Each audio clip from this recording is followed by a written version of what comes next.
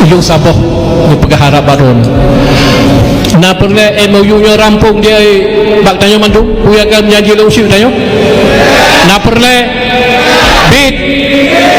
pemenang Prabowo.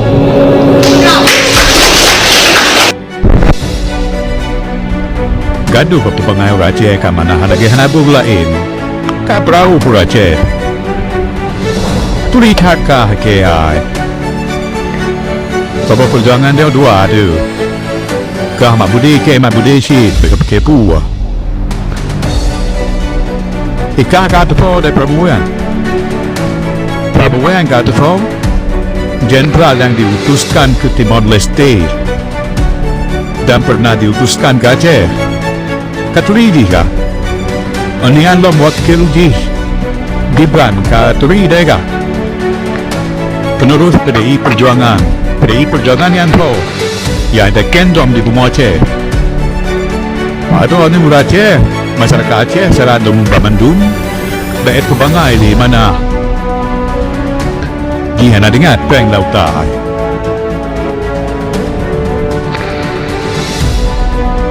kapula buahnya mentang kan bendera perlagi di di Bumi Aceh pula betul ka yang perlu Aceh di kemerdekaan kan bendera ya Aceh kemerdekaan bendera tadi geroi mereka perahu Aceh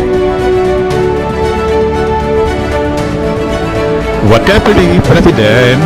agama di Bumi Tua apa di Bumi J. Berguan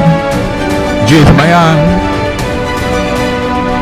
mereka perahu Aceh ka baik kita menjauh dengan hotel Pulau Kiamat bangai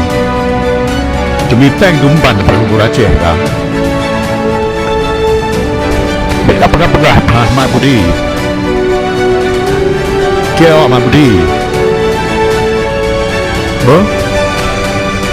Ketero baju tinggal tu suada di Bumi Aceh lupa penderitaan Aceh jino gara-gara pilihan ikut pilihan kah ketero baju Mia Presiden urun-urun pilih Anies Baswedan mesti pakat boykot pemilu di Bumi Aceh yang lebih gat lom bagi dong hanai di kemerdekaan pemilu di Bumi Aceh je lebih pahalom kabat na ramai orang yang berkabanan lebih pahalom bagi dong dia pegah pilih Ganjar pilih Prabowo yang awak di kubu Manduman banyak dengar